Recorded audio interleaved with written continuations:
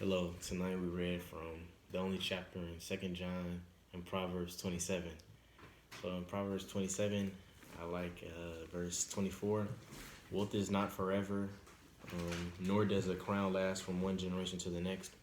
And I like that scripture because, like yesterday, or the day, yeah, it was like yesterday, me and my mom went on a walk, and we were just talking about like the different types of legacies and inheritance that certain types of people leave for their families. And I was saying, like, a lot of times, well, in this neighborhood, like, you'll see, well, she told me that a lot of times the white people will leave their big houses and estates to their kids and stuff like that.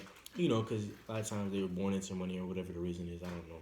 But then I was thinking, like, a lot of times, what do black people leave for their families? Like a recipe or something for some pie, whatever.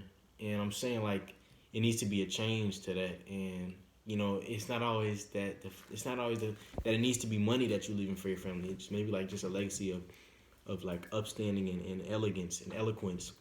And I think I want that. I want to do that for whatever happens with me. And it doesn't have to be money that you leave for them. Like, that's not what a legacy is. A legacy is like a pattern of manners and hard work ethic. And I think a lot of people are straying away from that the more that stuff is handed to us and the more that we're used to receiving stuff. And, like, you know, yeah, that's all I got to say. I'm sorry. I've been controversial enough. No, yes, you have. Yeah. Hello, Sorry. black folks leave. Yeah, no. I'm not estates. saying. That was the whole point of what I said. But yeah, it's cool. Yeah, I'm not saying all of them, but I'm saying that's often the situation. And it doesn't have to be a house that you leave for them. It just has to be that, you know, what I mean. Something that endures and principles. Exactly. That was the point of the scripture, because the crown and the wealth, that doesn't last that long. But the principles, the principles, exactly. The values, that's what lasts, you know? And I can't say that Well, and on our Zoom calls yesterday, that's what we were reflecting upon on both sides of my family. As far as my mother's side, what we were reminiscing about Thanksgiving, and I commented how her house was immaculate. But my sister was saying that's what they did back in the days. They had the time, and that was just a priority. It looked hotel quality, both of my grandmothers. So the hard work ethic, the perseverance. You said something about elegance, the way they moved, the way they negotiated in the world. I mentioned my mother's brothers who were always chilled, but then I thought about my father's brothers. Oh my goodness, if you met them, talking about Count Basie and Duke Ellington, how Duke was known for his sophisticated. That's why he was named Duke. His real name was Edward Kennedy Ellington, but it's because he was so classy and sophisticated.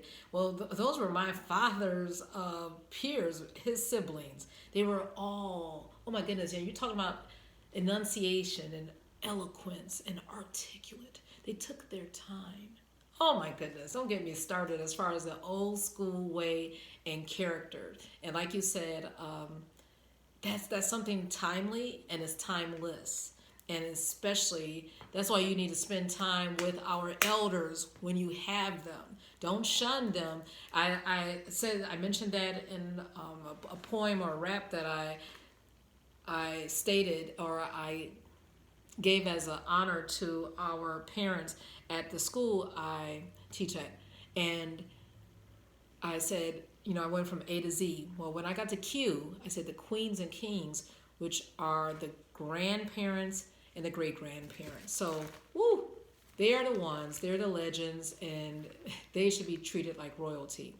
2 John, one chapter, and what spoke to me was verse 4. I rejoice greatly that I found of thy children walking in truth. Just like we came from a walk, the Lord wants us to pass down those truths from generations before. In Deuteronomy 6:7, it says, you shall teach them diligently to your sons, and shall talk of them when you sit in your house, and when you walk by the way, and when you lie down, and when they get up. That means that it's just perpetual. lessons and education. What do you have to say about that? Not much. The generations are to expose the present generation so that, you know, we won't be the one to drop the baton. But that's how we transfer class and dignity and principles from the old to the new to the future. All right. Thank you, Timotheus. All right. Have a good evening. Good night.